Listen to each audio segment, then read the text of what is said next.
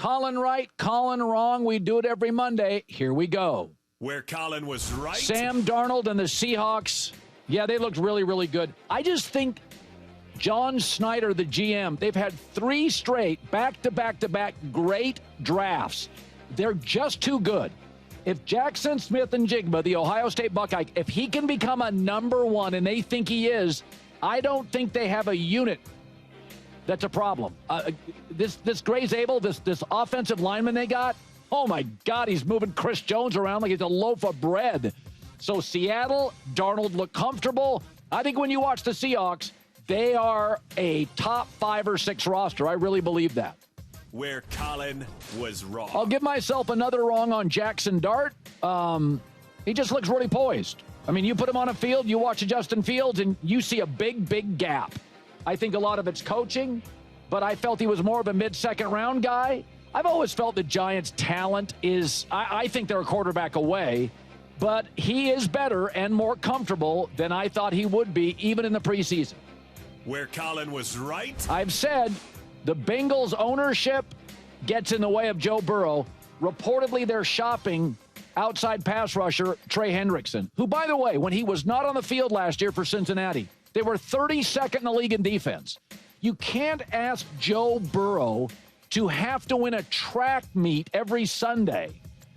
Kansas City figured it out. They hire Spags, they get a great defense, and if Mahomes is off, they can still win a game.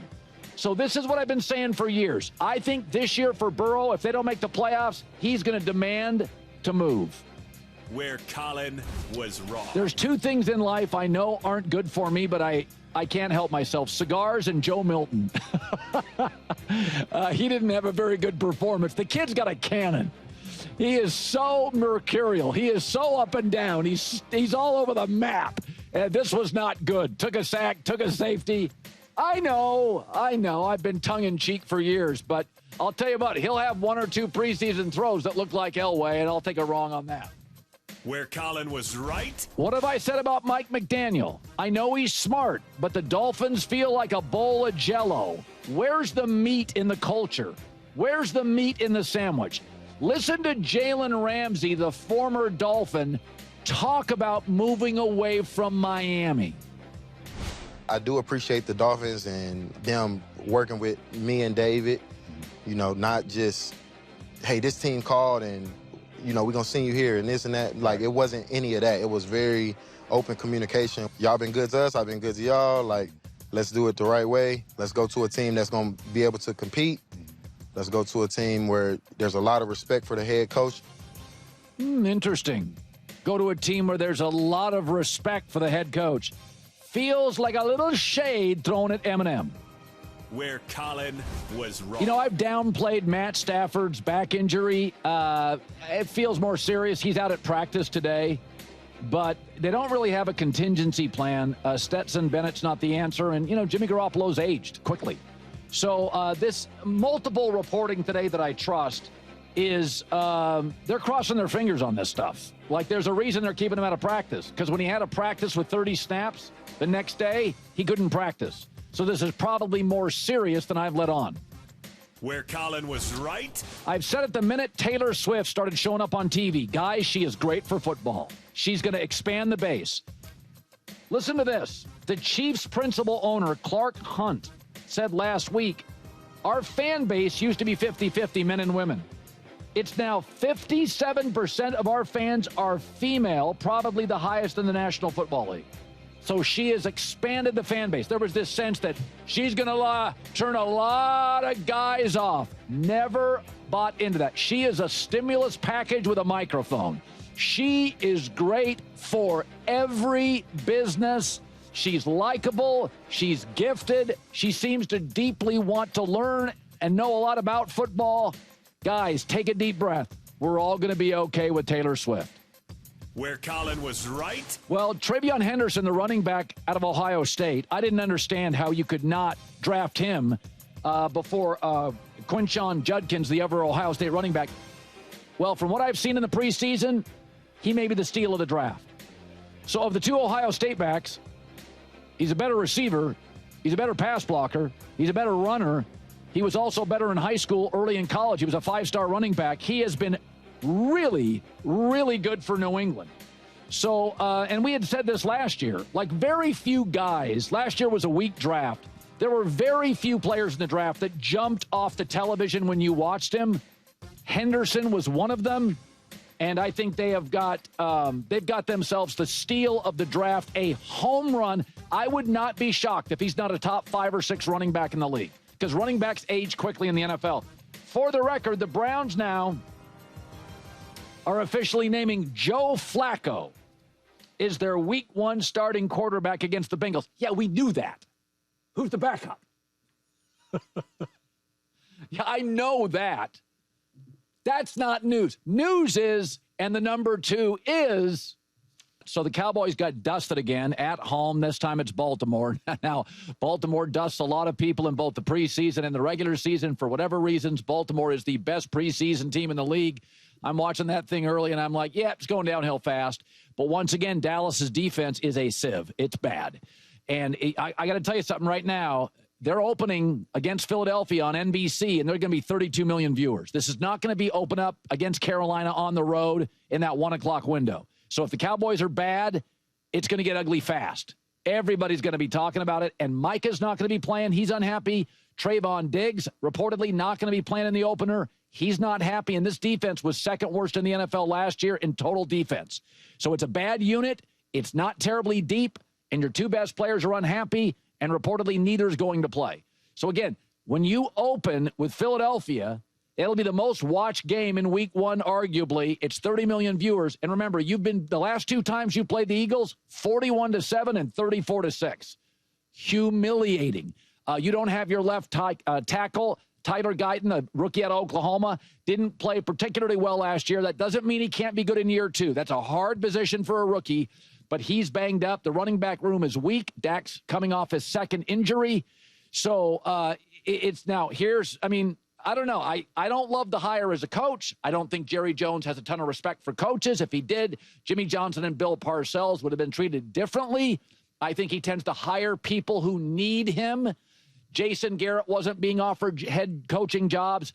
He felt like he owed Jerry one. Brian Schottenheimer was not being interviewed for top offensive coordinator jobs. Jerry, can feel like you owe Jerry one.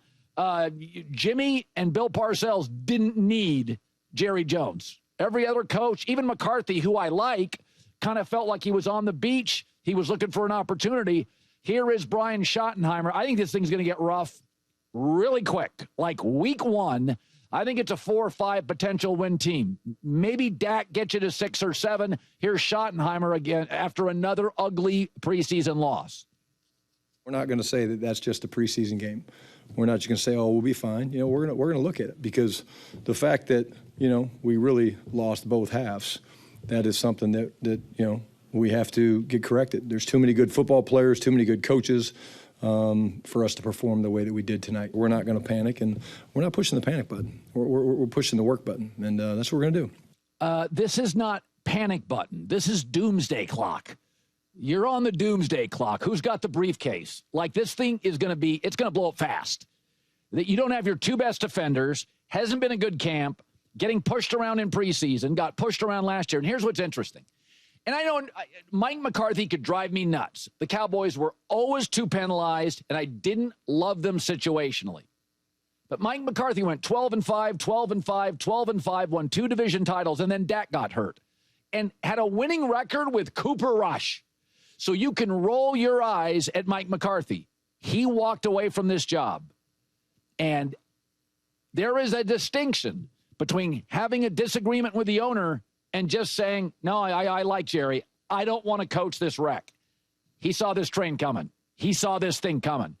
And I'm going to tell you, in 1 year from now, in probably about 9 months from now, March, April, how many months that is when you're hiring coaches after the season, you're going to look at this mess, and Mike McCarthy, people are going to go, he went 12-5, 12-5, 12-5, and had the second best offense with Dak Prescott in the league to Josh Allen and the Bills.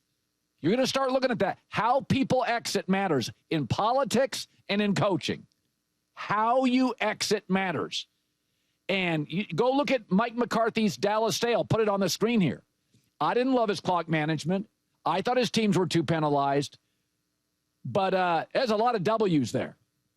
And don't be surprised in stadium this year if you don't see Cowboy fans wearing buttons. I'm going to make my prediction. In New Orleans, they used to wear ain'ts on the with the bags over their heads. You're going to have some "I miss Mike. Let's strike for Mike. I miss Mike" banners. I like Mike. Mark my words. Mike McCarthy's name will come up again in Dallas because it's not going to be a great coaching search. There's not a lot out there. The great old guys like Andy Reid, Jim Harbaugh, Sean Payton, they are taken. And a lot of the young guys in college, Ryan Day, happy at Ohio State, Lincoln Riley, hasn't been what everybody thought. I don't necessarily think it's going to be you're going to have to rely on a coordinator. And do you trust Jerry Jones at this point hiring anybody? Just a thought. Because you watched that Baltimore game like I did. This defense is in big trouble because the NFC has some really sharp offensive coaches. You look at divisions. I got Ben Johnson with Chicago and Kevin O'Connell and Nick Sirianni works and McVay and Shanahan. Like the NFC, AFC may have the quarterbacks. I could argue the NFC's got the sharp, young offensive coaches.